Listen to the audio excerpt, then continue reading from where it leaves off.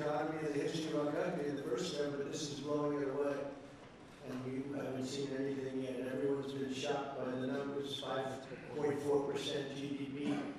And that's despite the fact that we were badly hurt by the Democrat shutdown. I wish they'd like to see if they could shut it down again. Secretary of the Interior Doug Burgum was fantastic. Secretary of Energy Chris Wright, recommended by Doug as being the greatest oil man anywhere in the world, because I wanted Doug for that job, energy, and Doug said, no sir, there's a man named Chris Wright. I said, who the hell is Chris Wright? He said he's the most talented oil man anywhere in the world. I doubt you can get him, because typically oil men make a lot of money, and women. They make a lot of money, but Chris came. You took one of the greatest salary cuts probably in history, Chris. But he's a fantastic person, loves our country, and many other important members of this team. And I want to thank them for their efforts. As you know, last week the United States Armed Forces performed one of the most spectacular military operations in American history, apprehending the outlaw dictator Nicolas Maduro for his crimes against the United States, crimes for which he has now been indicted and is in federal court awaiting trial. He killed many people, millions of people, actually, and allowed jails, prisons, mental institutions, insane asylums, drug dealers, drug addicts to pour into our country totally unchecked because of Sleepy Joe Biden's policy of open borders, the stupidest thing I've ever seen with getting them all out. The departure of Maduro makes possible an incredible future for both nations, Venezuela and the United States, in which we will more closely integrate the economies of two major energy powers in the Western Hemisphere. Energy coming out of Venezuela was very small. One of the things the United States gets out of this will be even lower energy prices. We have people now getting gasoline for $1.99, $1.96, $1.95, $1.92 yesterday, somebody. And it used to be $3.50, $4, $5 a gallon. Think of that, $1.99. Decades ago, the United States built Venezuela's oil industry at tremendous expense with American skill, technology, know-how, and dollars. But those assets were stolen from us, and we had presidents who did nothing about it. This president is much different than your other presidents. They did nothing about it. They stole it. Some of the people in this room were a little bit younger when that happened, but not that much younger. It wasn't that long ago. But they stole our assets like we were babies, and the United States did absolutely nothing about it. So now we're doing everything about it. Now we're doing 500% about it, but it's a long time after the act took place. So they stole from us, and it was taken by socialists and communists at the time, and Venezuela was going bad, really bad. And as much oil as they have, they're producing almost nothing, which is just a system. So we're really, if you look at it, we're taking back what was taken from us. They took our oil industry. We built that entire oil industry. We started a long time ago, but they took it, and they were very ungracious to this country, but now they're being very nice. American companies will have the opportunity to rebuild Venezuela's running energy infrastructure and eventually increase oil production to levels never ever seen before. When you add Venezuela and the United States together, we have 55% of the oil in the world. The United States is #1. We have them drilling. Drill, baby, drill was my campaign, and Doug and Chris, I think we're setting records of drilling right now, taking oil without Venezuela. That's how we're getting the oil prices down. The plan is for them to spend, meaning our giant oil companies will be spending at least $100 billion of their money, not the government's money. They don't need government money.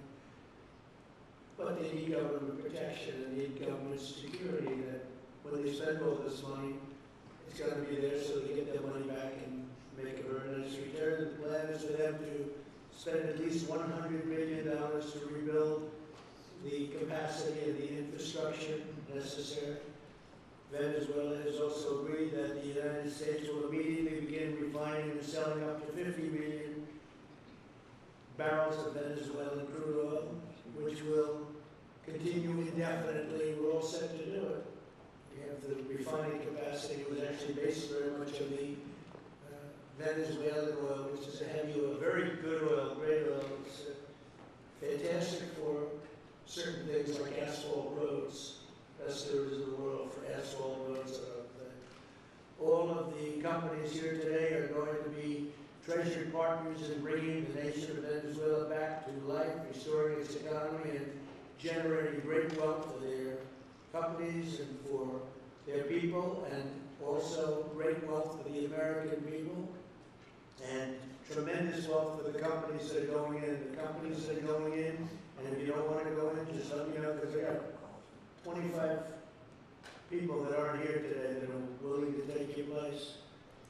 So I just want to thank, these are people that I either know or know of by reading lots of business magazines and journals and papers. And these are the greatest oil people anywhere in the world. Harold Hamm, I see is here. Harold, you know, there's a story about Harold Hamm that he can look at a piece of land, put a straw into the land, and oil pours out. Where some of you guys have to invest hundreds of millions of dollars to find that oil, so we can't let that story be true. But they say Harold puts a straw into the land, and oil comes gushing out. So you're not a big R&D person, are you? He's called instinct for oil. Now, he's got other problems, but we won't talk about those problems. But he's been a great supporter of mine for a long time, haven't you, Harold? So congratulations. But we have, and I think Harold would agree, we have the greatest oil men and women anywhere in the world sitting in this room right now. And we have a lot of people that will be back to see us sometime next week. We're going to have another meeting for another group. But we're going to do this very quickly. We can have this done almost immediately. So I'd like to thank you all for being here. I'd like to invite Vice President Vance to say a few words, followed by Secretaries Rubio, Bergman, and Wright. And then we'll have a few words from representatives that are here to discuss their ideas, a couple of them.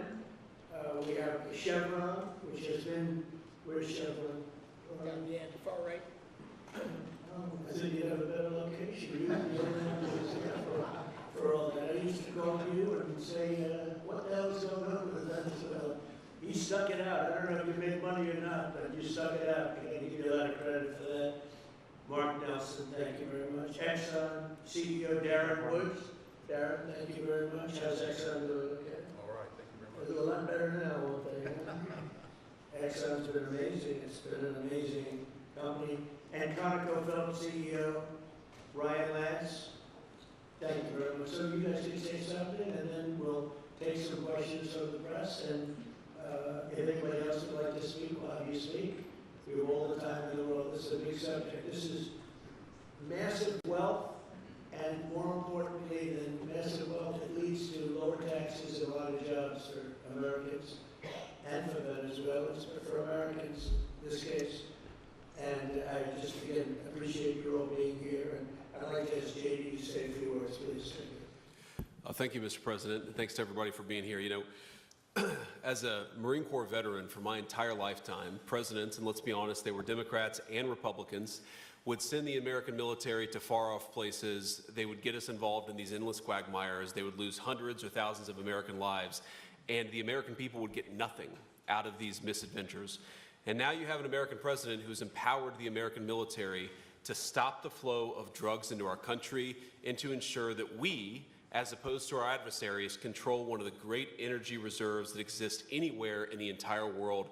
And he did it without losing a single American life in the process. It was an amazing operation. It's going to make our country richer. It's going to make our country more powerful. It's going to make our country safer. And it's going to lead to the decline, the further decline of drug overdose deaths in the United States of America.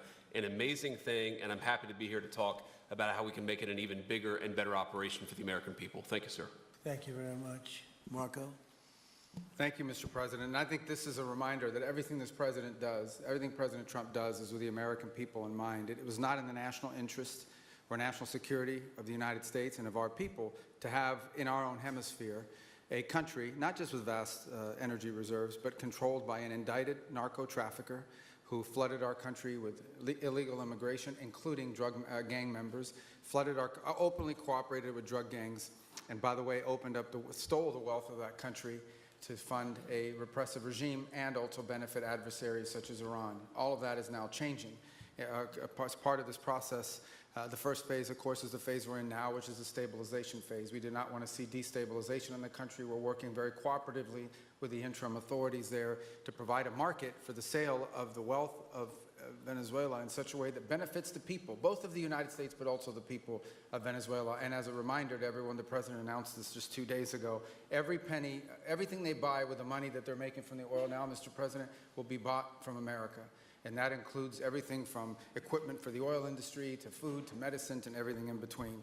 The second will be a phase of recovery, and then some of these phases will overlap, and that is to have a normal economy again where the money goes to the benefit of people, not the benefit of our adversaries or the benefit of elements in that country and around the world that are against our interests, at the same time as a process of reconciliation has to happen internally among the different sectors of society and politics and the like. And finally, the third phase, which is the most important of the three, is when the country fully transitions into a normal country that we have strong economic and diplomatic and relations with, that is friendly towards the United States, that's not a foothold for our adversaries, that serves our interests, but also the interests of the people. It'll be a country that is wealthy, a country that is prosperous for the people, not for a handful of criminals, but also a country that is supportive of our interests in the region and throughout the world. And we thank you, Mr. President, and the team you've assembled that have brought us to this point. A lot of work remains, important work, but this is historic. Okay, thank you very much. Doug? Well, Mr. President, I want to thank you for your leadership, not just as President, but as Commander-in-Chief. The boldness, the execution, the breathtakingly precise work that you've delivered both in Iran back in June and here has changed the field for the whole world. And you always ran about the idea of peace and prosperity. And in Venezuela, as you know, this was a playground for every bad actor in the world. We had Russians, Iran, terror groups, all of them profiting from this criminal organization that was pretending to run the country. That makes America safer. You've secured the border, we're stopping the flow of drugs, and now with the normalization of relationships on an economic basis, it's going to mean tremendously for the prosperity of the American people. So I just want to say again, congratulations to you and to the entire leadership team. It's been an amazing, historic week on the scale of things that we haven't seen perhaps for 125 years in terms of the U.S. Exerting its influence over Latin America in a way that's going to make a change for generations. And on behalf of all the oil executives that are here today, Chris and I want to say thank you to all of you. It's your technology, your innovation that has put America in the place where today we are the most energy dominant country in the world. And that position is what's allowed us to take the action that we're taking with statecraft, with military action. None of that would happen if we were dependent on everybody else for energy. So you're a big part of the reason that we're able to move the way we are today, and we're grateful that you're here to be part of the solution going forward. Thank you, Doug, and you are doing a fantastic job, and we appreciate it. Everybody appreciates it. They know who's doing well. Chris Wright? Thank you, Mr. President. Yeah, what we've seen in the last week is leadership matters and credibility matters. Venezuelan oil has been sanctioned for many years, and the oil just flew, those sanctions were not enforced. That oil just floated out to trafficked by bad actors of the world. The resources weren't gone to a central place. The corruption and decline of Venezuela has been a crisis for the people of Venezuela, and as Secretary Rubio said, massive spillover effects in the United States, in crime, in drugs, in kidnappings, and in taking a huge resource base and making it not exploited, not developed. The whole world is a poorer, less opportunity-rich place because of that. When you have materials underground, they've been underground for 1 million years. That does not make them a resource. That does not make them valuable for your country, your people, or the world. They only become a resource with technology, with capital, with rule of law, and a system of governance that encourages the harvesting of those resources to make the better world. And we see here the dramatic contrast between the United States, which may have less oil underground than Venezuela, we have 20 times the production of Venezuela, 20 times the impact of human betterment, massively better quality of living here in the United States. That was at risk under the last administration. We've seen a lot of attacks on the energy that makes the world go round. President Trump's election has removed those risks, has embraced reality about how the world is energized, and we are at record production of oil in the United States, record production in natural gas in the United States. We've seen a meaningful decline in gasoline prices, diesel prices, travel prices because of jet fuel. And now President Trump is taking the genius of a different way to try to solve a 25-year festering problem in Venezuela, that all the traditional things have not worked.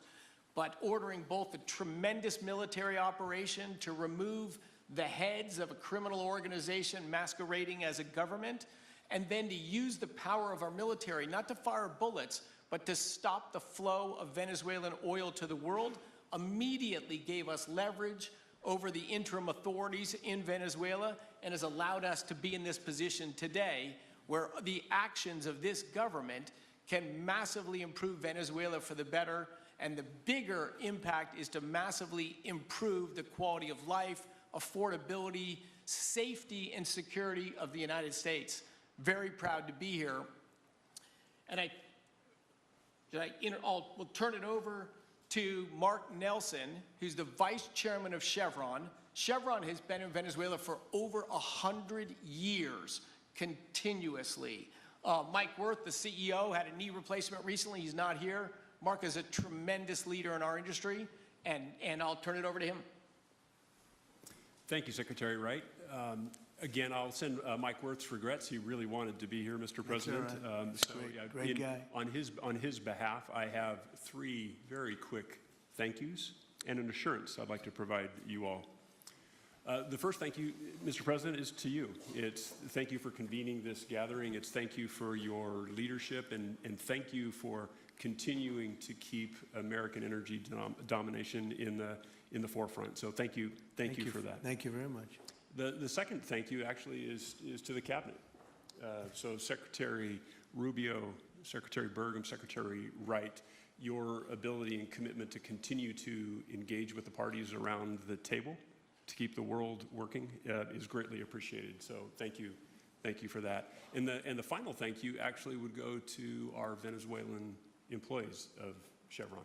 They have been working tirelessly to operate safely, protect the environment in country, and their dedication and skill will help us in this next chapter. And finally, I'll close with the assurance. For more than a century, Chevron has been a part of Venezuela's past. We are certainly committed to its present, and we very much look forward as a proud American company to help it build a better future. And so, Mr. President, thank you for your leadership. And you really suffered there. You stuck it out. A lot of people left. A lot of big companies left. Many of the people sitting at this table left because of the safety risk and other risks. But you stuck it out. I give you credit for that. Sometimes it was hard. I remember 6 months ago I told you to stay, just stay. Things are going to happen. You'll be very happy. I didn't know they were going to happen this fast or this conclusively. One thing I think everyone has to know is that if we didn't do this, China or Russia would have done it. And if China or Russia were a next-door neighbor, because essentially this is not around the other parts of the world so far away where you fly in an airplane for 24 hours before you get there. This is sort of a next-door neighbor if you think about it. And I told China and I told Russia, we get along very well, we like you very much, we don't want you there, not going to be there. And if we didn't do this, China would have been there and Russia would have been there, maybe they both would have been there together, but they're not going to be there now. One thing I will tell them, and I will tell you, that we are open for business. China can buy all the oil they want from us, there or in the United States. Russia can get all the oil they need from us, and they do like oil, even though they produce a lot of it. But China and Russia and everybody else is able to go, and we'll be open for business almost immediately. I have a feeling the $100 million will be spent $100 billion will be spent very, very rapidly by these very big, powerful, and rich companies, and I think they're going to be able to rebuild the infrastructure. And I hope it's going to be brand new as opposed to a rehab, because I know the tremendous difference between the new and the not so new in your industry. The new is much more beautiful, much better in every way, and actually much smaller. It's like everything else, gets smaller and stronger. It's a combination of smaller, better, and stronger. So I hope you're going to build all brand new stuff, rip out the old crap that's been there for so many years, and do it the right way. You're going to be there a long time. If we make a deal, you're going to be there a long time. If we don't make a deal, you won't be there at all. It's, sort of interesting. But again, China and Russia would have been there if we didn't do this. And the other thing, people ask about the second wave. I don't think it's going to be necessary. We have an armada, a giant armada like nobody's ever seen in that part of the world. And it's stationed off the coast. And we are getting along so well with the people that are involved and representing Venezuela that I don't think we're going to have any, I don't think it's going to be necessary to do the second wave. We were planning on a second wave, but the first wave was so powerful and so good and so strong. And frankly, the people in the country, they did the right thing. They were smart. They did the right thing. They didn't want to go through a second wave. But we've got a tremendous number of the most powerful ships in the world right there. I don't think we're going to have to use that. I'm happy to say that. I don't think we're going to have to use that at all. If I could ask Chevron, you did a great job. I want to thank you. And ExxonMobil, if you would say a few words, and then followed by Conoco, great companies, massive companies, great companies. Exxon, please. Sure. Thank you, Mr. President. I appreciate the invitation and the opportunity, frankly, for the entire industry to show up and provide a perspective. Frankly, we've been kind of unresponsive to the press regarding Venezuela. I guess today's the opportunity to address the press directly with respect to a number of questions that have been asked of ExxonMobil. First and foremost, obviously, is the interest that we have in Venezuela. And I think, the way I would position that, I think one of the reasons why we see many of the industry players here is we're in a depletion business for a product that is in great demand and will be in demand for many, many, many decades to come. And as a depletion business, the biggest challenge we have is finding resources. There's an opportunity in Venezuela with all the resources there. Is we don't have that challenge of finding, we have the challenge of developing those resources. So I think it's in the best interest of these companies and frankly society as a whole for the industry to be interested in understanding what the opportunity here represents. I'll just share a philosophy that ExxonMobil has when we enter countries, because we do business all around the world in a number of different regimes. We take a very long-term perspective. The investments that we make span decades and decades, so we do not go into any opportunity with a short-term mindset. And there's a value proposition that we have to meet. It has to be a win-win-win proposition. Obviously, it has to be a win for the company and our shareholders and to generate a return for the investments that we make. It has to be a win for the government. The resources are an important source of revenue that helps support the people of the places that we do business.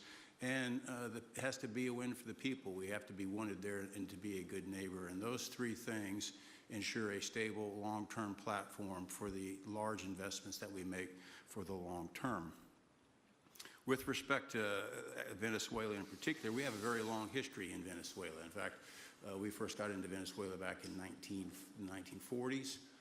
We've had our assets seized there twice. And so you can imagine to re-enter a third time would require some pretty significant changes from what we've historically seen here and what is currently the state. If we look at the legal and commercial constructs and frameworks in place today in Venezuela, today it's uninvestable. And so significant changes have to be made to those commercial frameworks, the legal system. There has to be durable investment protections, and there has to be a change to the hydrocarbon laws in the country. We're confident that with this administration and President Trump working hand in hand with the Venezuelan government, that those changes can be put in place. And with respect to the Venezuelan government, that perspective we don't have a view on. We haven't talked to the Venezuelan government, and obviously we have yet to assess the people's perspective with respect to ExxonMobil entering the country. In the short term, there are things that can be done while these longer-term issues are being worked. For us, we haven't been in the country for almost 20 years. We think it's absolutely critical in the short term that we get a technical team in place to assess the current state of the industry and the assets, to understand what would be involved to help the people of Venezuela get production back on the market. With the invitation of the Venezuelan government and with appropriate security guarantees, we are ready to put a team on the ground there. We also have a integrated set of capabilities from production to refining to trading, and I think we can be of assistance to getting the Venezuelan crude to market and realizing a market price to help, again, with the financial situation in Venezuela. So those are my short-term perspective that I have. I'd say maybe close with a thank you, Mr. President, for the work that you've done to secure not only the national security, but the energy security of the region. And then thank you, Secretary Rubio, Secretary Wright, Secretary Burgum, for your leadership in this matter. Thank you. How long would it take you, Darren, as Exxon to, if we make a deal, how long would it take you to get in there and get started? Well, the first step, this technical team, as I talked with Secretary Wright earlier this week, we started from the beginning to put the team together so that if and when it was needed, we could hit the ground almost immediately. So we can hit the ground within the next couple of weeks, start the assessment. And then from there, we need to understand. That's what we want. We want speed and quality. That's what we want. Thank you, Darren. And Conoco, Ryan? Thank you, Mr. President. I appreciate the opportunity to be here too, and you've assembled a great team. And our congratulations as well for removing one of the terrible people in the world and bringing them to justice. It was quite amazing. I think you've given hope to the people of Venezuela again, which I think is quite remarkable. And we've been on the other end of that despot regime a long time. Our assets were expropriated. I had a little bit more hair when that happened. And, you know, I think we're the largest non-sovereign credit holder in Venezuela today. So we're at a bit of a different situation, but I think your big and bold idea to use energy commerce instead of conflict is something that could make a real big difference in Venezuela. And our company certainly stands ready to help in that endeavor. Encourage you to continue to think bigger and even bolder. And we've had some discussions with your energy team about that as well. As we think about the other people that need to be in this room and in this discussion are the banks, and including probably the Exim Bank, as we think about how the debt needs to be restructured and the financing to deliver the billions of dollars that are required to restore their energy infrastructure. And I think as we think that big and bold, we need to be also thinking about even restructuring the entire Venezuelan energy system, including PDVSA. And I think if we can do that and think bold, there's an opportunity to be quick, fast, and restore the quality of what's happened in Venezuela, or what's been lost in Venezuela over the course of the last 25 years. So thank you for this opportunity. Well, thank you very much, and you'll get a lot of your money back. We're going to start with an even plate, though. We're not going to look at what people lost in the past, because that was their fault. That was a different president. You're going to make a lot of money, but we're not going to go back. You left a lot of money behind, I guess, huh? What number? 12 billion. How much? 12 billion? Well, good write-off. It's already been written off. It's been written off. All right, thank you. You'll make it back one way or the other. You're all going to do very well. I think really very well. Marco just gave me a note. Go back to Chevron. They want to discuss something. Go ahead. I'm going back to Chevron. Thank you, Marco. Was there a question, Mr. President? Yes, go ahead, Marco. What are you saying here? Mark, if you increase. can update us on operations in the ground and with the appropriate approvals, what you might be able to achieve in the next 12 to 18 months, give us a little view from the ground. You bet. So today, Chevron has 3,000 employees in 4 different joint ventures in Venezuela today. And over the past 5 to 7 years, they've taken production from about 40,000 barrels a day to 240,000 barrels a day, essentially getting those facilities and that equipment up to standards that would be something that people in the room would be more accustomed to. Given the work we've done with Secretary Wright and Secretary Burgum and even Secretary Bessent, I think we have a path forward here very shortly to be able to increase our liftings from those joint ventures 100%, essentially effective immediately.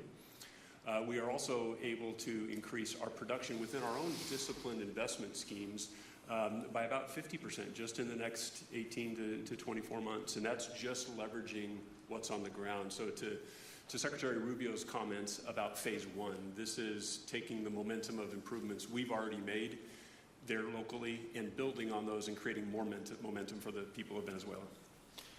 Do you think you have an advantage being there? It's, you know, you've been there by the skin of your teeth. It's been tough for you to be there. But do you think you have an advantage over the other people in this room by the fact that you are there? Yeah, I think there are, Mr. President, I think there would be days where it didn't feel like an advantage, and there are days where it does feel like an advantage. But having people on the ground today that care desperately about the people of Venezuela and know how to operate the assets that are there is a definite advantage today. Would you say the best locations are available, or would you say the best locations are already sort of worked, even though they're in very bad shape? The best locations for finding oil, the best locations for oil. There are more opportunities than not, Mr. President. With 300 billion barrels of reserves and resources in country, there are lots of opportunities for many companies. Will you be building new, or will you be using the old infrastructure that you have? Yeah, today it's a little bit of a mix, but today it's mostly us taking the equipment of today, getting it to the standards that we are accustomed to your comments about making it how it should be today. Most of the investments that we've been making are about getting it up to our standards. Well, I think you're going to make an investment, but you're going to get your money back very quickly, and that's part of our thing. We're going to have you get your money back fast, and then you'll give a lot to Venezuela and to the United States after that. Okay, so you'll be in good shape. Could I ask Harold Hamm to say a few words? He's been a friend of mine for a long time. Very amazing man, actually, amazing energy person. Well, thank you, Mr. President. It's good to be here with so many dignified people. And this effort particularly, and thank you for your effort for what you've done here, taking this despot out of that area. And the world dealt with him way too long. Certainly our industry knows that this is a real jewel that can be developed for the people of Venezuela and also benefit the world. And like Secretary Wright said, it has not been done. That's not been done in the past, and they had a good chance at it. Brought someone in that totally took it down, as everybody knows here, and that was Chavez, and we know what happened to him finally. But you know that ruined the industry in Venezuela, and all of us know how that happened. Ended very well, very wrongly. So anyway, we're glad to see what's happened here and look forward for the opportunity for a lot of people in this room, but also for America and the country itself. Are you going to be involved in going in? Because, you know, he's in North Dakota and he's in Oklahoma and some incredible places. It's a little bit different, but there's no doubt about you won't have to worry about the straw too much here. You can just go at it. Are you going to be one of the participants? Well, certainly, you know, I'm an oil finder, like you said. You know, Barry Switzer, you know, told that story. The coach. He's kind of exaggerated a little bit. It doesn't come out quite that easily usually. But anyway, great story. I love it. But I love Barry. Barry's the one that told me this. Yeah, he's a champion, you know, in a lot of ways. So love that story. Certainly, it excites me as an explorationist. You know, everybody has that in their blood, and you know, it is a very exciting country and a lot of reserves. And so it's got its challenges, and the industry knows how to handle that. And like Darren said, you know, you go into your eyes open and do the best you can with the team you got. So well, you're going to have something that they never had really here is tremendous security. You're going to be very secure, very safe, physically safe in addition to financially safe. So it's good to see you, Harold. Thank you very much. Does anybody have anything to say before we get to the press? What does Cuba have to do to avoid the same fate as Venezuela? What does Cuba have to do? Well, Cuba's in bad shape. Cuba relied on Venezuela for oil and for money. and nobody really knows what's going to happen with Cuba. They're doing very poorly. They're really third world all the way, and we have a lot of great Cuban Americans, and I would say Marco fits very solidly into that category, and I might ask you to say a few words about, we were discussing it before, Cuba is a very different, they don't have energy, they don't have oil, but they would live off of the oil from Venezuela, and what they do have is very strong people and very powerful people militarily, and they would protect the people running Venezuela, and they would take in a lot of money from Venezuela. Now they don't have that. They won't be taking in any money. So, Marco, what do you think? Well, I mean, the fundamental problem in Cuba is that it's run by incompetent people that don't know what an economy looks like, much less a functioning one. They've made a choice, and that is they would rather have political control over the people than they would to have an economy that functions. And they've gotten away with it for 60-something years because they've had donors, the Soviet Union, and now most recently Venezuela. But that's now gone. So the people in control in Cuba have a choice to make. They can either have a real country with a real economy where their people can prosper, or they can continue with their failing dictatorship that's going to lead to systemic and societal collapse. So it's a very stark and dramatic choice, and it's one we hope to make the right one. We don't have an interest in a destabilized Cuba, but that would be their fault because they refuse to allow the people of Cuba to have either economic or political freedom for that matter. And you have a lot of people in this country that want to go back to Cuba and help Cuba. A lot of people have left, they came in penniless, they didn't have anything, and they've become very rich people in our country, and they want to very much go back and help Cuba. So that's something that Cuba has that a lot of other places don't have. Peter? President Trump, thank you. I do want to ask you about Minnesota, but first, just more on topic. President Zelensky said that he was watching with the rest of the world as you made this order to go and capture Nicolas Maduro. And he said, if that's how it works with dictators, then the United States knows what to do next. Sounds like he wants you to go and capture Vladimir Putin. Would you ever order a mission to go and capture Vladimir Putin? Well, I don't think it's going to be necessary. I think we're going to have I've always had a great relationship with him. I'm very disappointed. I settled 8 wars. I thought this would be in the middle of the pack or maybe one of the easier ones. And I don't know if you know, Peter, the last month, they lost 31,000 people, many of them Russian soldiers, and the Russian economy is doing poorly. I think we're going to end up getting it settled. I wish we could have done it quicker because a lot of people are dying, and mostly soldiers. They get hit in Kiev and they get hit a little bit here and there, and people are dying there too. But largely, it's the soldier population.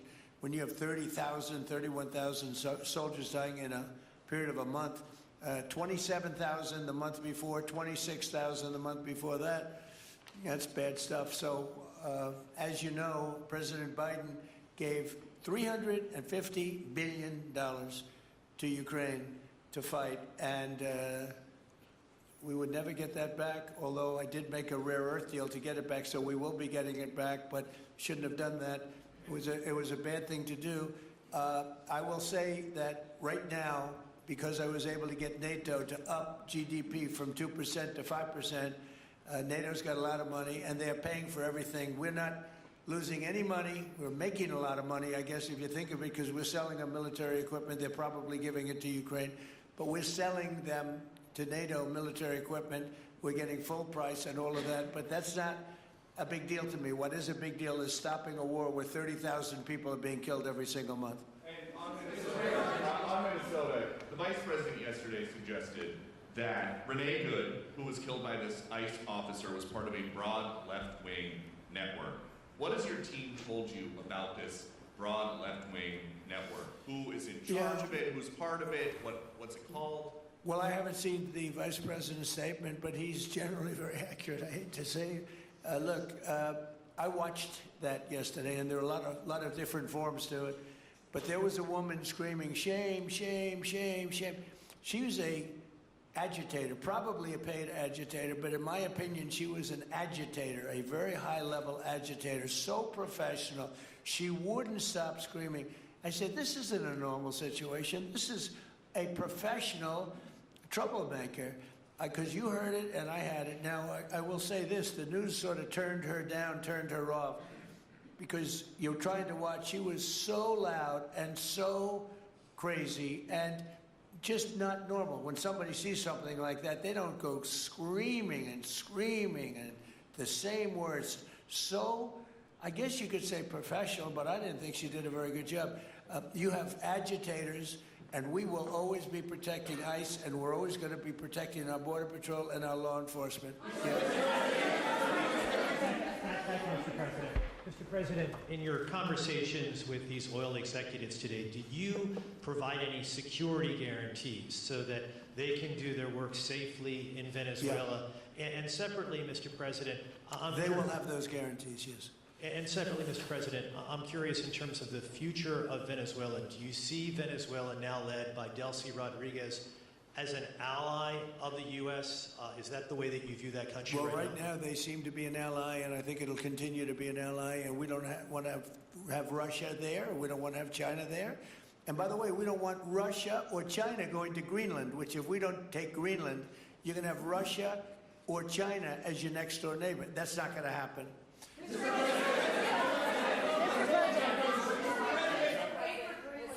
The white. Mr. President, thank you. You just said that these companies would have security guarantees if they go in on the ground in Venezuela. They will have. And what is your plan there actually for these companies and those Americans who are going to be on the ground working for these companies? Well, there are going to be Americans. I assume they're going to be using a lot of Americans, but they're going to be using a lot of people from Venezuela and other places, I would imagine. But I would think that mostly they'll be using Venezuelan workers. They have a lot of great workers. They have a very high unemployment rate, and they have workers that are very familiar with taking oil out of the ground. Yeah. How long do you think the Ayatollah will be in power after what we've seen play out on the ground there? When is the U.S. going to get involved now that reports of protesters being killed on the ground? So Iran's in big trouble. It looks to me that the people are taking over certain cities that nobody thought were really possible just a few weeks ago. We're watching the situation very carefully. I've made the statement very strongly that if they start killing people like they have in the past, we will get involved. We'll be hitting them very hard where it hurts. And that doesn't mean boots on the ground, but it means hitting them very, very hard where it hurts. So we don't want that to happen. There have been cases like this where President Obama totally backed down. But this is something pretty incredible that's happening in Iran. It's an amazing thing to watch. They've done a bad job. They've treated their people very badly, and now they're being paid back. So let's see what happens. We're watching it. We're watching it very closely. Go ahead, please. Yes, go ahead. Thank you so much, Mr. President. Do you have any comments in reaction to the recent attacks by the Syrian government alignment groups against US-backed Kurdish forces in Aleppo, Syria, which killed dozens of civilians and displacing many families? Does your administration bring peace between the Kurds and the Syrian government? I want to see peace, yes, I do. The Kurds and the Syrian government, we get along with both, as you know, very well. They have been natural enemies over the years, but we get along both, and we want to see Syria succeed. And so far, I think they are succeeding, but this is just breaking out, and we want to see that stopped. Go ahead, please. You're meeting with the President of Colombia, Gustavo Petro, in a few weeks. Do you hope this meeting with Gustavo Petro marks a new chapter, a new beginning in the benefit of the U.S. and Colombia relationship? What country? Colombia, with the President of Colombia, Gustavo Petro. I had a very good talk with him yesterday, and he's been very hostile to us and to the nation and to me, called me a dictator, and lots of other things. Called Biden some terrible names, far worse than he called me. But he called yesterday through people, and he wants to meet, and that's fine with me. I've made up with people also, you know, so we're going to have a meeting with him. We had a very good conversation. The people of Colombia are incredible people. Marco would know that better than anybody because he's married to a woman from Colombia. And I don't mean Columbia University. That would be, I'm not sure. I think I like Colombia, the country, better, if you want to know the truth. The people are, hold it. The people are great people. I look forward to meeting with them. We're going to meet in the very near future. Would you meet the interim president of Venezuela here in the White House? Would you greet her to discuss the fate of the oil? Yeah, well, I'm going to meet a lot of people, and we're going to meet, you know, we meet a lot of people. When you end 8 wars, you get to know a lot of people, and I think it's very important. As an example, we have over $18 trillion, think of it, $18 trillion coming into our country. A lot of that's coming in from foreign countries like Saudi Arabia and Qatar and UAE and others. And I get to meet a lot of people, but I will be meeting with various representatives of Venezuela, probably pretty soon. We haven't set that up. But the relationship that we have with the people that are currently running Venezuela is very good. We also have a young lady that received the Nobel Peace Prize. She's going to come in and pay her regards to our country, really, to me, but you know, I'm a representative of the country, nothing else. And she's coming in sometime next week, I think Tuesday or Wednesday, and we'll see how that is. But no, we're dealing with the people from Venezuela. We're dealing with them very well. I think they've been very smart in the way they've dealt with us, frankly, because that whole place could have been obliterated with one more strike, and we didn't want to do that. Thank you so much. I have a question for you on Minneapolis, but on Venezuela and your meeting with Machado next week. If she gives you her Nobel Peace Prize, will that change your view about her running that country?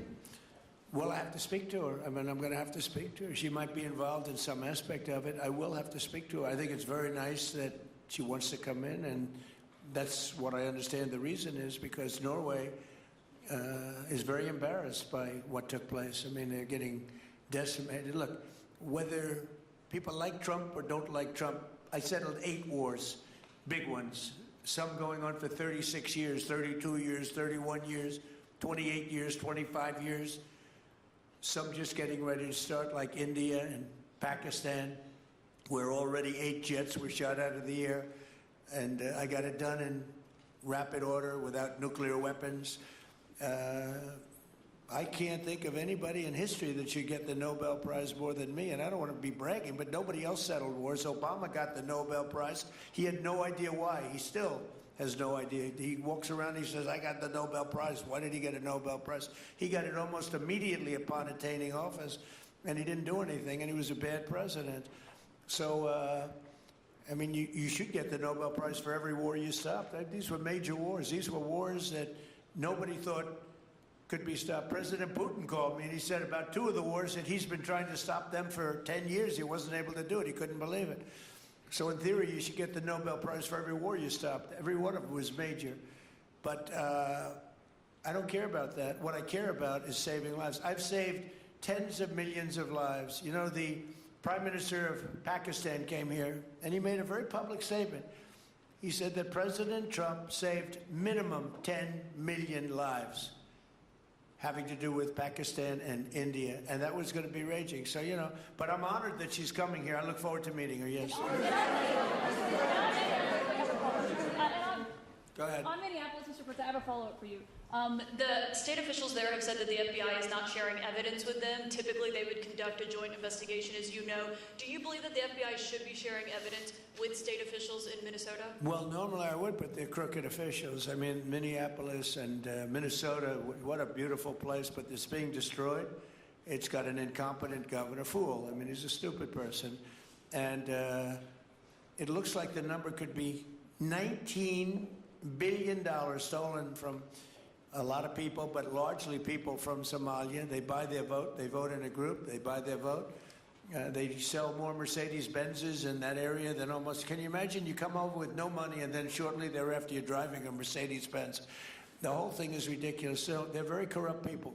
It's a very corrupt state. I feel that I won Minnesota. I think I won it all 3 times. Nobody's won it since Richard Nixon won it many, many years ago. I won it all 3 times, in my opinion. And it's a corrupt state, a corrupt voting state. And the Republicans ought to get smart and demand on voter ID. They ought to demand maybe same-day voting and all of the other things that you have to have a safe election. But I won Minnesota 3 times and I didn't get credit for it. I did so well in that state every time. The people were crying every time after. That's a crooked state. California's a crooked state. Many crooked states. We have a very, very dishonest voting system. The last time I won, 24, the one that just took place, I won because it was too big to rig. You couldn't rig it. It was too big. But I won the state of Minnesota. It's a corrupt voting system with an incompetent governor, a very incompetent governor.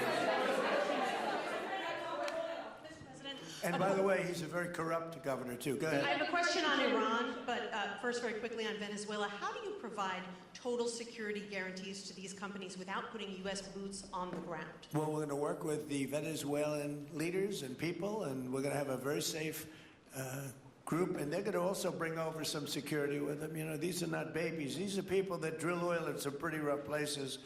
I could say a couple of those places make Venezuela look like a picnic.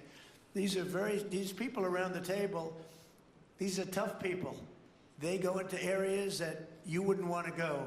They go into areas that if they invited me, I'd say, no thanks, I'll see you back in Palm Beach. No, this is a tough group of people. They know how to do it. But we are, in addition to that, we'll have very good security for them.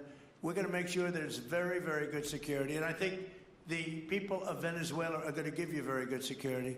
You know, the people, now I'm not talking even leadership, the people of Venezuela are going wild over this. They named a street after President Trump. What do? You attack a country and they name a street? That's never happened before. Although I heard that's also taking place in Iran. They named a street, the protesters. I just hope, you know, just God bless them. I just hope the protesters in Iran are going to be safe, because it's a very dangerous place right now. And again, I tell the Iranian leaders, you better not start shooting, because we'll start shooting too. With your glasses, sir, go ahead, please. Hold it. Next to you. Yes, glasses. The gentleman with the glasses. All right, thank you, Mr. President. With those very big glasses, actually. Yeah, Ferrari, actually. Mr. President, I have two questions. What do you want the European Union to do in Ukraine? The European leaders seem pretty divided on Ukraine. And then, if you can reiterate the straight message that you have to the Iranian leader, to Khomeini, the message that you have. You're talking about Iran? Oh, Iran, yeah. What do the first I one want is on Iran Europe. to do? I'm sorry? Where are you from? Italy. Oh, nice place. Yeah.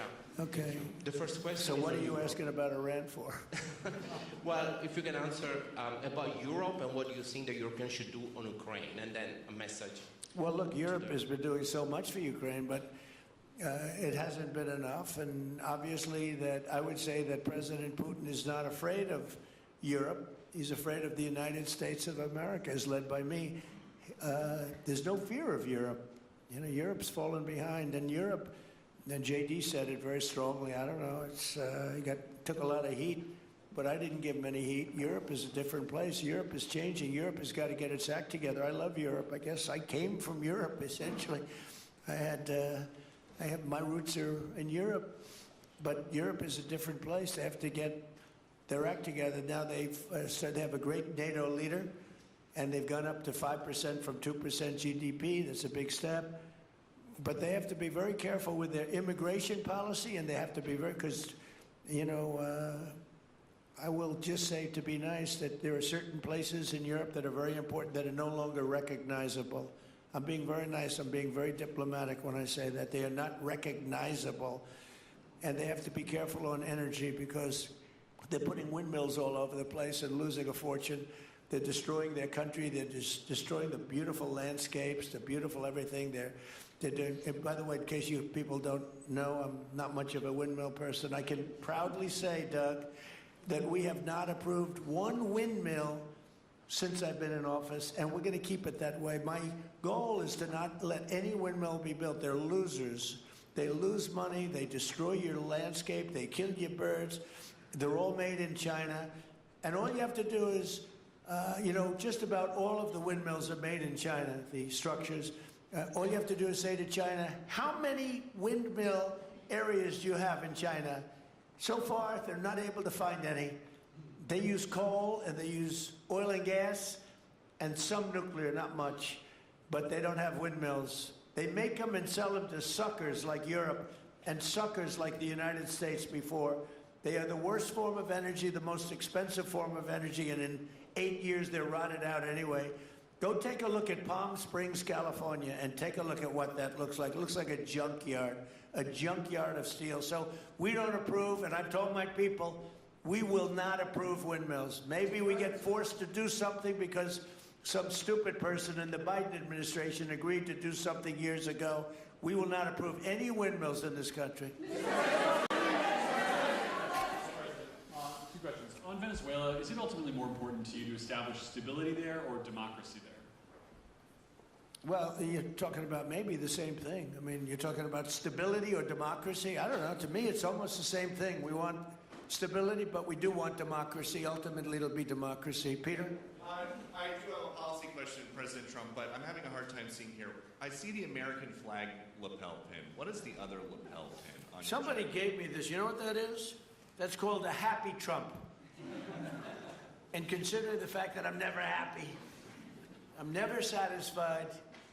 I will never be satisfied until we make America great again, but we're getting pretty close, I'll tell you what. This is called a happy Trump. Somebody gave it to me, I put it on. Thank you. And the policy question. How much money are you thinking of giving people in Greenland to get them on board with a possible U.S. I'm not talking about money for Greenland yet. I might talk about that.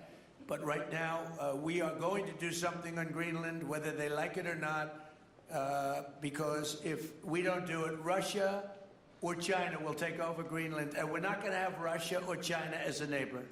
Okay?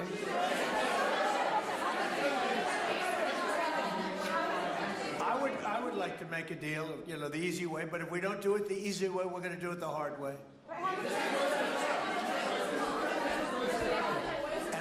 And by the way, I'm a fan of Denmark too. I have to tell you, and you know, they've been very nice to me. I'm a big fan, but you know, the fact that they had a boat land there 500 years ago doesn't mean that they own the land. I'm sure we had lots of boats go there also, but we need that because if you take a look outside of Greenland right now, there are Russian destroyers, there are Chinese destroyers and bigger, there are Russian submarines all over the place. We're not going to have Russia or China occupy Greenland, and that's what they're going to do if we don't. So we're going to be doing something with Greenland, either the nice way or the more difficult way. Please, go ahead, ma'am. On Greenland, Mr. President, why is it so important to you to own it when you have a military presence there, which you could expand to affect security? Because when we own it, we defend it. You don't defend leases the same way. You have to own it. And, you know, with a nation, look at what happened with Obama, with that horrible deal they made with Iran. It was a short-term deal. It was like a 9-year deal. Countries can't make 9-year deals or even 100-year deals. Countries have to have ownership. And you defend ownership, you don't defend leases. And we'll have to defend Greenland. If we don't do it, China or Russia will. It's not going to happen. We are not going to have, and I like China, I like Russia, I love the people of China, I love the people of Russia. I get along very well with President Putin, but I'm very disappointed in him. I get along very well with President Xi. I'm going to go over to China in April, but I don't want them as a neighbor in Greenland. Not going to happen. And by the way, and NATO's got to understand that. I'm all for NATO. I saved NATO. If it weren't for me, you wouldn't have a NATO right now. But we're not going to allow Russia or China to occupy Greenland, and that's what's going to happen if we don't. Go ahead. On the economic report that came out today, Mr. President, one, can you respond to that? And two, it was an amazing report. The most amazing thing is government jobs are way down, and yet the unemployment or the employment numbers are very good. We've gotten rid of tremendous numbers of federal government jobs. Nobody's ever seen anything like it. And yet the employment numbers are very good. They're really getting better. But now we have all those people to work in the private sector for a lot more money. I think that's one of the very big things. The other thing is at 5.4%. And remember, this is after we had a shutdown. And that shutdown had an impact because the concept of the shutdown, even though it's before, people knew we were going to be shutting down. A lot of bad things happened. And by the way, on January 30th, you may have another shutdown. We'll see what happens. But I think the numbers, Caitlin, were really amazing. Look, to think about 5.4%, nobody thought that. They thought it was going to be 2%. And you know what it is? It's tariffs. And it's also November 5th. We had a great election, a great election. Our country was dead 1.5 years ago. And now we have the hottest country anywhere in the world. And I hope you guys were impressed. 5.4%. And we haven't even really transitioned yet. There's no reason it can't be much, much higher than that. Yeah. Mr. President,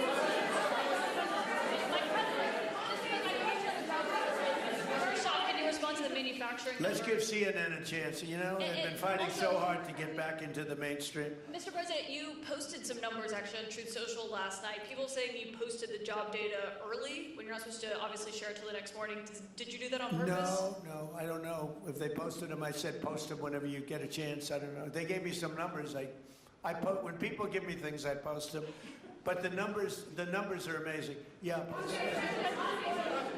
the administration plan to distribute the money from the Venezuela oil sales? Is it, well, obviously you say it's going to go into these controlled accounts. Yeah. Would it go back to Venezuela in a direct payment? Is it going through these goods? How do you plan to do that? Well, we And want I to have a make second sure question. that Venezuela can survive. You know, Venezuela needs money, and we're going to make sure that they get money. And we're going to get money, and the oil companies are going to make something for the work they do, and they're going to get back their money.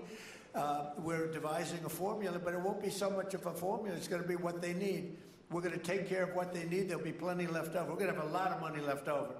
And the money left over is going to the United States of America, and the oil companies are going to be very happy. Yeah. Thank you, Mr. Would the administration offer a backstop to these oil companies for like financial guarantees, some sort of backstop, if the country did destabilize again? That's a very interesting question. Using the word backstop, I haven't heard that word in a long time. That was at the Wharton School of Finance I last heard. That's a good term. We ought to use it more often. I hope I don't have to give a backstop. I'm just, look, these are very smart people, the smartest people. They're not only in oil and business. These are the biggest companies in the world sitting around this table. They know the risks. I mean, there are risks. We're going to help them out. We're going to make it real easy. They're going to be there for a long time. We're going to be there together for a long, long time. And they're going to be taking the oil, and they're going to be bringing oil prices down. They're going to make a lot of money. They're going to get their money back. They're going to be safe. The people of Venezuela are going to be big beneficiaries, and the United States of America is going to be a big beneficiary for what we've done. And you know, one other thing I might say, it's also very big for national security because, again, just like Greenland, we can't have China or Russia occupy Greenland. We can't have China or Russia occupy Venezuela. And if we didn't do what we did, China or Russia would have been in Venezuela. I think I can, where's Mr. Chevron? So let me ask you, they would have been there if we didn't do this. Do you agree with that? They certainly have a lot of economic interests in country. There's absolutely no argument about that. They were trying to be there. I mean, you know, we had a Russia, I guess sort of I call it a semi-Russian ship yesterday that we took over, and Russia decided not to defend that ship against us. It's a big movement. The ship was loaded up with oil, and we took the oil, and it came out of that port. But Russia would be there or China would be there, and we want them to be there for a different reason. We want them, do you people agree? In particular, China, they need a lot of oil. Russia doesn't need so much, but Russia was there anyway. But I assume you agree that China would like to be doing a lot of business there by buying oil, and I want to just tell President Xi and President Putin, but more so in this case President Xi, because they do need a lot of oil, and we are open for business in the United States, and we are open for business in Venezuela, right?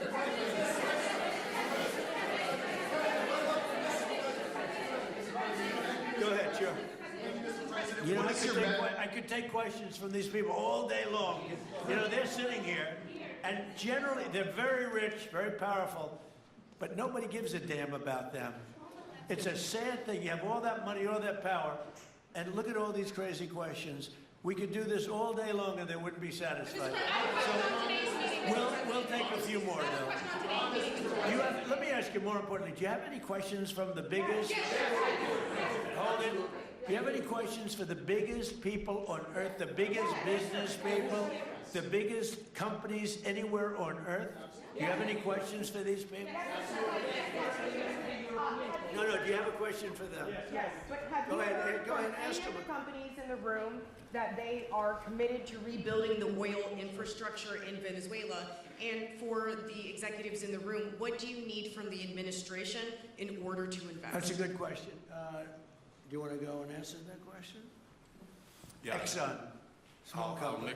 I'll refer you back to the statements I made before. There are a number of legal and commercial frameworks that would have to be established to even understand what kind of returns that we'd get on the investments. So I think all the investments and the opportunity sets, I think everyone sitting around this table would have the opportunity and the know-how and the capability to make the investments. The questions will ultimately be how durable are the protections from a financial standpoint, what do the returns look like, what are the commercial arrangements, the legal frameworks, all those things have to be put in place in order to make a decision to understand what your return would be over the next several decades that these billion-dollar investments would be made on. You know, could I do this? Because we have, again, the biggest people on the planet Earth around this table, biggest companies in the world. I'd like to just ask them to introduce themselves. We'll start from this end and go around to here. And if you have anything to quickly say, we could do that. But you want to just start right over here? These two guys, we'll leave them out because they're with us. Please. Thank you, President Trump. John Addison at Vitol. We're here to ensure that you are going to be able to move all of this oil all around the world at the best price possible so that the influence that you have over the Venezuelans will ensure that you get what you want. Thank you. Thank you. Good point. Thank you, Mr. President. Ryan Sheffield of Formentera. My grandfather, Hugh Sheffield, was president of ARCO, Venezuela. Right.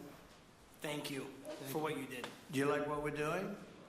There's a lot of shale there, a lot of upside. He would be very happy looking down. He'd be very proud of you right now, right? Yes, sir. Good. Thank you. Mr. President, Luis Rodriguez. I'm probably the only Venezuelan American sitting on around this table. I want to personally thank you for the courage of your actions over the last couple of weeks. I think I speak, and I speak of Venezuela in general in saying there's optimism. You've brought optimism to the table, and if the conditions are met, the opportunity is absolutely immense. I agree with that. That's true. Thank you. Well said, too. It's immense. This is a tremendous opportunity. Thank you. Richard Holton from Trafigura. We're working with your administration, Mr. President, to bring that Venezuelan oil to the United States. Our first vessel should load in the next week. Good job. Thank you. I think the reason that most of us are here and thinking about the future is because we trust you initially to set this program up that will work and guarantee that this can be done. And there's a huge investment that needs to be done. We've all agreed on that. And certainly we need time to see that through. So thank you for what you've done. Thank you very much. Thank you. Mr. President, I'm Lane Riggs, CEO of Valero Energy, and we're one of those companies that refineries in the U.S. are uniquely configured to run Venezuelan oil, and we're more than happy as this opportunity expands for us to further invest in our refineries to produce more of it. And you're very much set up for the heavy oil, right? Yes, sir. That's great. That's great. We're ready for it. Thank you, Mr. President. Thank you, Mr. President. Thank you for having us here. Thank you. And thank you for opening the door to a better Venezuela. We are a Spanish company, but we are fully committed to invest here in the States. We have invested over the last 15 years $21 billion in the American oil and gas industry, in Pennsylvania, in the Gulf of America, in Texas, and in Alaska, with the discovery of Pikka, that is going to have the first oil this quarter, and is going to change, it's going to reverse the declining history of that great state of Alaska. We are in Venezuela, Mr. President, with our partners of Eni. We produce the gas that guarantees the stability of a half of the grid power in Venezuela. So we are committed with this stability, and on top of that, we are on the ground. We have people, we have facilities, we have technical capabilities, and I take your point, Mr. President. We are ready to invest more in Venezuela. Today, we are producing 45,000 barrels a day gross of oil, and we are ready to multiply by 3 this figure in coming 2-3 years, investing hard in the country, following your recommendation, if you allow us, of course, and in the framework, commercial and legal framework that could allow this growth. So thank you, Mr. President. Thank you. Great job you've done. Thank you. Mr. President, thank you for having me. Matt Sheehy, I'm with Tallgrass Energy. We are an infrastructure business, so whether it's oil, gas, CO2, we move that around. So most of my customers are sitting around the table, and Happy to lend our expertise to what's going on in Venezuela to support the people. And obviously infrastructure is going to be critical Good job. to see it repaired. Thank you. Thank you. Mr. President, thank you. An honor to be here. Marianne Mannon, Marathon Petroleum. We are one of the largest U.S. refiners. On behalf of the men and women of Marathon Petroleum and of our industry, thank you and the administration for what you're doing for U.S. energy independence. We have the ability and the capability of our assets to process Venezuelan crude, and the people of Marathon Petroleum stand ready to do so. Do we need more refineries in our country? In the U.S., probably Yes. not. We have sufficient capacity. That's amazing.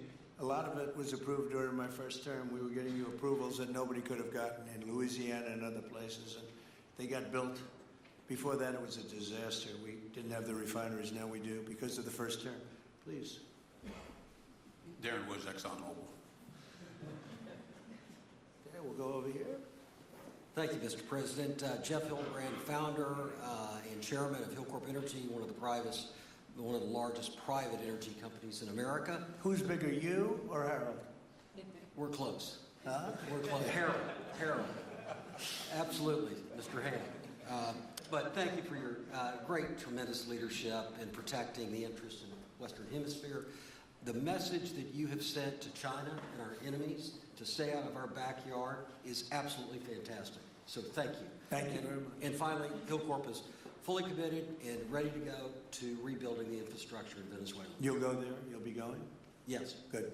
That's good. You'll be very happy. Thank you very much. Thank you, Mr. President. Jeff Miller, CEO of Halliburton Company. We are the largest American oilfield services company. We're the second largest in the world. Been in business over 100 years. Started operations in Venezuela in 1938. Long time in Venezuela. I personally lived there for 4 years and raised my kids there. So quite familiar with Venezuela, and just couldn't express gratitude more so for the opportunity to return to Venezuela under the stability that I know that this team and your team are able to deliver. And so When did you leave? Huh? When did you leave Venezuela? As a company, we left under the sanctions in 2019. So we had intended to stay, and then when the sanctions went into place, we were required to leave. But very much interested in returning. And 600 Venezuelans with Halliburton today, all around the world. Look forward to putting them back to work. Great job. Great Thank job. you. You'll be back. Please. Mr. President, I'm Alex Bamberg. My company, Aspect Energy, is one of the leading American international wildcatters. We've found significant fields in central. Are you a wildcatter? I'm a wildcatter. That's pretty cool, I'll tell you. I would have been a wildcatter too if I was in. And you've been successfully wildcatting. We've found significant fields in Central and South America, in the Middle East, and in Europe. We're the leading That's oil good. producer in Hungary. But probably the most pertinent example is what a wildcatter does is take on risk and try to reduce it, and then other people come in and put more capital in later, so we're kind of kickstarters in the oil industry. We went into Kurdistan very early on, back when people told us it wasn't safe and we shouldn't do it. We found a big field there, and it ultimately has got to be developed along with one of my colleagues here to be one of the big leading fields in Kurdistan. We think that Venezuela has a tremendous amount of opportunity. If you look at the reinvestment required, the investment required, people are talking about hundreds of billions of dollars. But if you put that in perspective, that's 1 million barrels a day for 15 years. It's $220 billion net cash flow. So what we really need to do is to be able to kickstart production and then reinvest and have the confidence to reinvest. And what you're doing by putting the United States in control of the cash flow coming out of the country, it gives companies like ours the confidence to say we can kickstart this production and then reinvest and reinvest. In Hungary, we've invested $1 billion in changing the trajectory of Hungarian oil production. We were only able to do that not because we could write $1 billion check, we're a smaller company, but because we reinvest all the cash flow back into new production. Good. Mark Nelson with Chevron. Sure. Thank you, Mr. President. I'm Claudio Scalzi, and ICO, Italy. We started working in Venezuela in 1980. We have a lot of oil, but now just the gas is flowing because it's not under sanction. And as my colleague from Repsol said, we cover more than about 50% of the electricity in the country, so that is essential to avoid any kind of problem, social problem. We own about 4 billion barrels of reserves, so a huge amount in the Orinoco Belt, in the central Venezuela. We have now in the country 500 people, most Venezuelan, and we are ready to invest. Clearly, we are ready to invest. We thank you for the big efforts and the efficiency of your action, and we are here.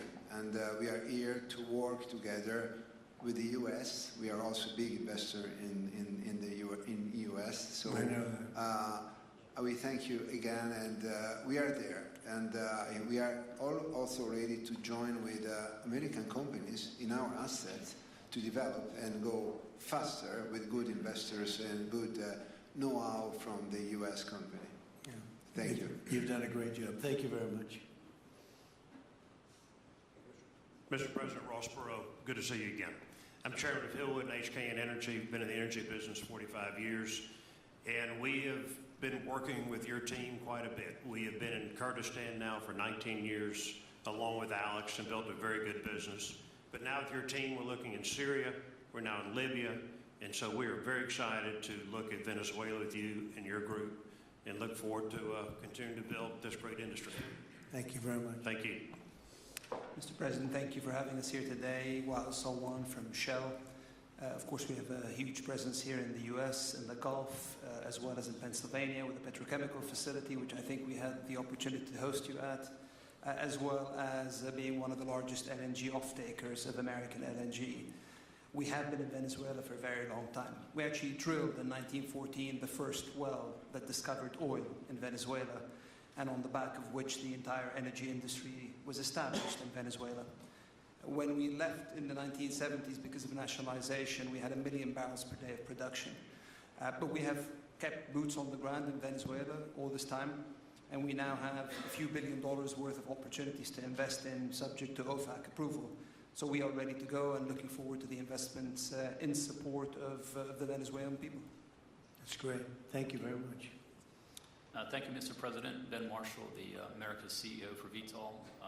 Alongside Trafigura, we're very thankful to have worked with the government and the Venezuelans to be able to bring the crude oil to market at a market price as quickly as we can to help stabilize the country. Thank you. Thank you. Ryan Lance, ConocoPhillips. I'll defer to my colleagues. Thank you, Mr. President. Olivier Lepage, CEO of SLB, or formerly known as Schlumberger, the largest global oilfield services.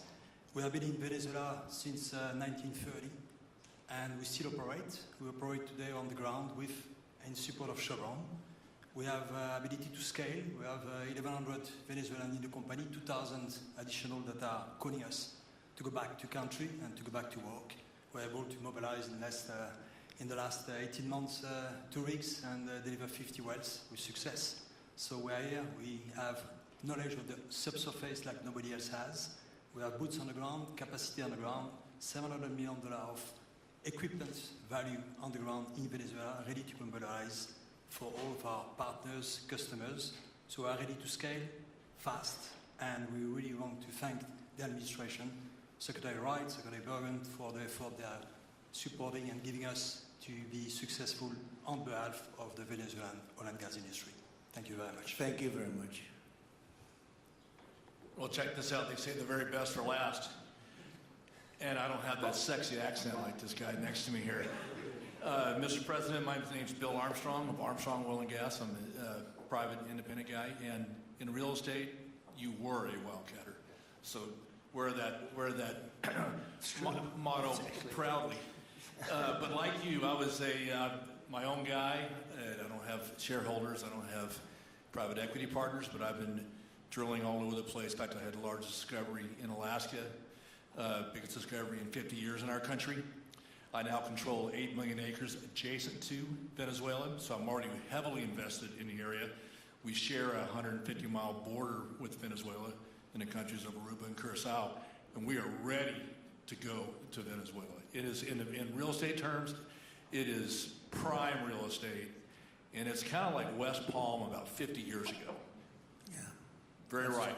Yep, I agree with you. Thank you. Congratulations. So I think what we're going to do is speak without the press to these gentlemen, see what kind of a deal we can make. We're going to get them involved. I'm going to ask Doug and Chris and some of the people that we have from the business standpoint representing our country to start talking about the confines of a deal. I have an idea what I want, what I think we should have. We have to get them to invest, and then we have to get their money back as quickly as we can, and then we can divvy it all up between Venezuela, the United States, and them. I think it's simple. I think the formula is simple. We start with a brand new plate, and it's going to be a tremendous success. I think it's going to be probably like few other things could ever be. You know, there's so much.